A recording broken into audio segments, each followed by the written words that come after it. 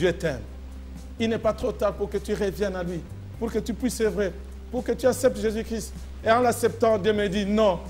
S'il t'a sauvé, c'est pour que tu puisses sauver. Annonce l'évangile, c'est le meilleur des travail. Salutations, chers téléspectateurs bien-aimés, vous qui nous suiviez en ce moment sur vos télévisions, devant vos écrans ou sur encore vos portables, n'est-ce pas?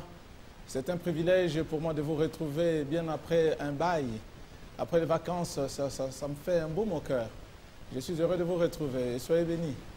Et voilà, bien-aimés, nous sommes là pour notre émission, la merveilleuse émission, plutôt, je voulais dire, je médite, que vous connaissez, parce que c'est la parole de Dieu. Je l'aime parce que c'est la meilleure de semences qui puisse exister.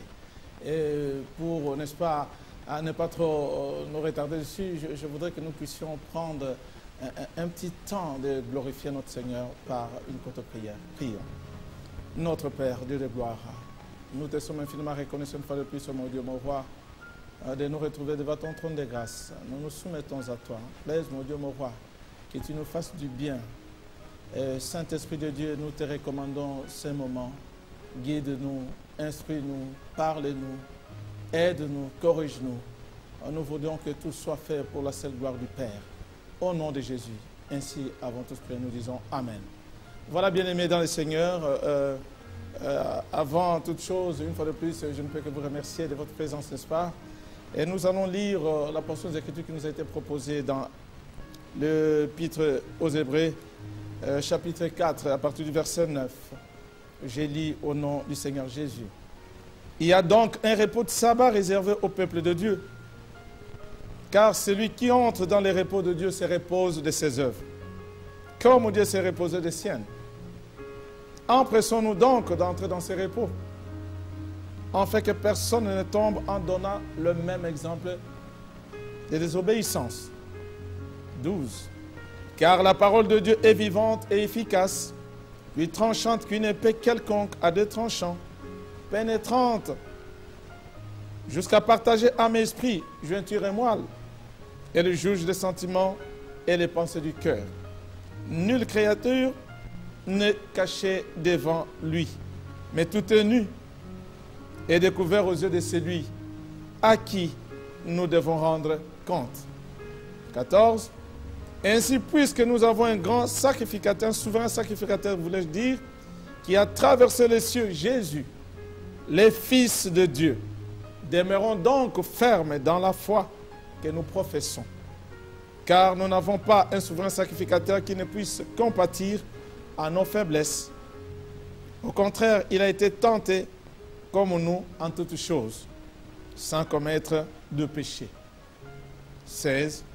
Approchons-nous donc avec assurance du trône de la grâce, afin d'obtenir miséricorde et de trouver grâce pour être secourus dans nos besoins.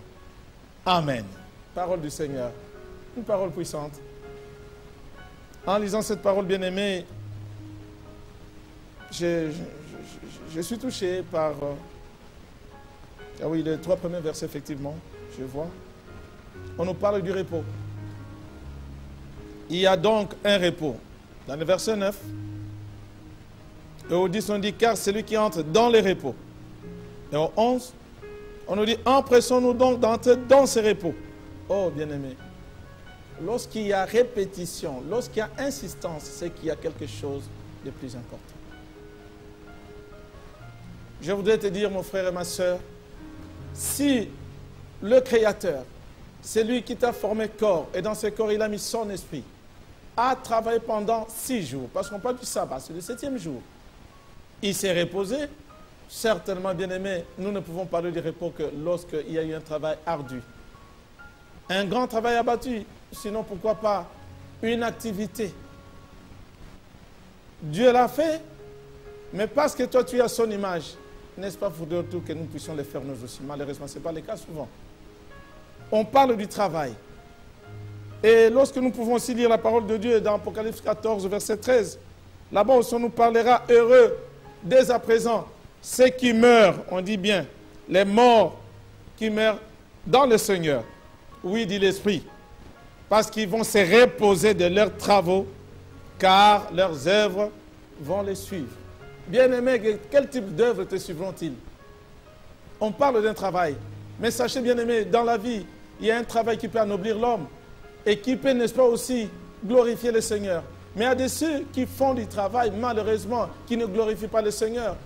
Tu sors le matin, je ne sais pas de quel travail pour lequel tu sors, mais tu vas manger le pain de souffrance. Mais Dieu en réserve pour ses fils et ses enfants. Ceux qui l'honorent, n'est-ce pas, de leur donner le pain lorsqu'ils se reposent. Je voudrais dire à quelqu'un, tu fais bien, n'est-ce pas, de gaspiller toute ton énergie. Tu libères assez d'énergie pour le plaisir de la chair, pour le plaisir du corps. Fais attention, bien-aimé. Cela t'amène à la perdition. Je voulais te dire, s'il y a un travail que nous devons faire, annonçons l'évangile. Soyons dans le champ du Seigneur. Parlons du Seigneur Jésus-Christ, car maintenant, le temps n'est plus à la distraction. Beaucoup, malheureusement, font ce que tout paresseux fait. Malheureusement, tu veux quoi, bien-aimé? Tu fais ce que toi tu veux. Paresseux. Mais je voudrais rappeler à quelqu'un qui a lieu d'aller à l'école, ou plutôt d'aller chercher vers la fourmi la sagesse. C'est un insecte doté d'une notion de temps, bien-aimé. La fourmi a même la vision du futur. A fortiori, toi que Dieu a créé à son image, travaille alors qu'il fait jour. Et le travail que nous ferons dans les jours, n'est-ce pas, d'annoncer l'évangile. Non, je voudrais dire à quelqu'un, faire un travail qui anoblit l'homme et qui glorifie le Seigneur, ce n'est pas seulement travailler pour le Saint-Ministère. Tu es appelé ingénieur, médecin, je ne sais pas d'autres, avocat, maître, je ne sais pas de loi. Mais dis-toi que le travail que tu fais, certainement t'enoblit. Est-ce que ce travail-là glorifie le Seigneur? Dieu te donne, tu peux toi aussi servir Dieu par tes moyens, par tes finances, par ton énergie. Parle du Seigneur. Utilise ton argent, n'est-ce pas, pour que l'évangile de Dieu avance. C'est aussi une façon de travailler pour le Seigneur. Je t'appelle, toi, paresseux qui pensent que tous les jours, il y a un lion dehors où tu ne peux pas sortir. Non, ce n'est plus le moment. J'appelle quelqu'un pour te dire encore, même si tu crois que tu es en retard, oh, le Dieu d'amour est là. Il te dit, les ouvriers de la 11e heure ont le même salaire que les ouvriers de la première heure. La notion de temps n'a pas assez d'importance. L'heure d'arrivée n'a pas assez d'importance, bien aimé, je voulais dire. Travaille alors que la lumière est là. Dieu nous a fait grâce, nous vivons un temps favorable, un temps de grâce. Pourquoi veux-tu, bien aimé, gaspiller toute ton énergie pour le plaisir de la chair? C'est devenu ta passion, mais c'est pour ta perdition. Tu mourras certainement. Non, je ne veux pas te dire que tu mourras pour que tu meurs demain. Je t'appelle juste à revenir. Reprends-toi.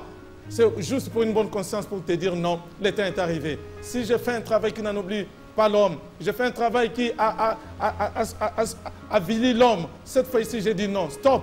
Je vais faire un travail qui m'enoblit. Je vais faire un travail qui va glorifier le Seigneur. Et ce travail-là, tu le sais. C'est d'œuvrer pour que l'œuvre de Dieu avance, pour que l'évangile avance. Tu peux utiliser ton argent. Tu donneras aux missionnaires. Ils iront évangéliser. Tu n'es pas obligé de te lever, d'être devant la chair pour prêcher l'évangile. Ce n'est pas le cas. Mais le travail que tu fais, c'est aussi ton travail pour qu'enfin la gloire de Dieu puisse, une fois de plus, revêtir le monde. Parce qu'il est bon, c'est Dieu-là, qui te donne la force de te lever chaque matin. Comment ne pas t'élever au Père à cause de cet amour, à cause de ce temps de grâce? Je ne voudrais pas, bien aimé, que le temps de grâce soit pour nous un temps pour lequel nous allons immonder le péché dans le monde. J'ai dit non.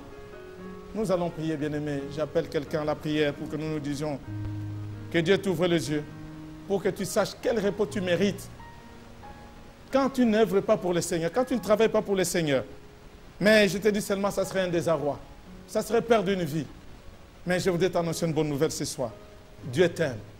Il n'est pas trop tard pour que tu reviennes à lui, pour que tu puisses œuvrer, pour que tu acceptes Jésus-Christ. Et en l'acceptant, Dieu me dit non. S'il t'a sauvé, c'est pour que tu puisses sauver. Annonce l'évangile, c'est le meilleur des travail. Sois béni, bien-aimé. J'ai dit à quelqu'un, l'école de la fourmi nous enseigne. Ne donne ni du sommeil à tes yeux, ni de l'assouplissement à tes paupières. Ne te relâche point dans ton œuvre. L'œuvre qui anoblit l'homme, mais aussi qui glorifie le Seigneur. Ne te relâche point, s'il vous plaît. Ne te relâche point, ô bien-aimé. Je t'en prie, s'il vous plaît, je vous prie de renoncer à tout ce qui est en train d'avilir l'homme. Mais reviens, car ton corps et tout ce que tu fais appartient au Seigneur. Sois béni. Je voudrais que ce temps, bien-aimé, nous puissions juste nous rendre compte de prier juste pour une minute, afin de terminer. Père, je te rends grâce pour ce temps. Tu venais de m'interpeller moi-même, oh Dieu. Tu venais d'interpeller mon frère et ma soeur. Je voudrais que ce temps ne soit pas un temps, Seigneur, de distraction, de divertissement, d'un repos sans avoir travaillé. Nous voulons travailler, Seigneur. S'il y a une passion qui pourra, ô mon Dieu, mon roi, nous tenir à cœur, c'est la passion de gagner les âmes. Aide-nous, ô Dieu. Saint-Esprit de Dieu, touche un cœur, touche une âme. Saisis un esprit pour que là où nous sommes, que l'œuvre du Seigneur puisse avancer. Car à la fin de toutes ces choses, il y a un repos mérité. Je sais, bien-aimé, qu'il y a quelque chose que l'Éternel a réservé. Et il dit, n'est-ce pas, ne te relâche pas. Nous devons imiter ceux qui, dans la foi, certainement dans la persévérance, ils n'ont pas relâché, ils ne se sont pas relâchés. Parce qu'à la fin, ils ont hérité la promesse qui a été faite par le Seigneur. Car c'est lui qui nous a fait la promesse, il est fidèle. Je voudrais que tu te dises maintenant, Dieu est bon pour toi et pour moi. En fait qu'ensemble, nous puissions œuvrer pour le Seigneur. Soyez bénis. Que la paix du Seigneur soit avec vous. Que l'amour du Père nous inonde.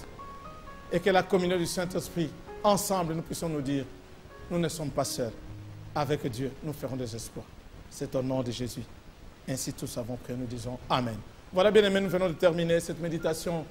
Suivez-nous certainement sur nos réseaux de diffusion, Maranatha Télévision, et sur Orao Télécom, canal 142, qui est notre chaîne de télévision, mais aussi sur YouTube, pourquoi pas, sur www aussi, maranathatv.fr pour notre radio, et sans oublier Facebook et Instagram. Soyez bénis et à bientôt sur les ondes. Dieu vous aime. Il ne manquera pas de nous venir avec cette méditation.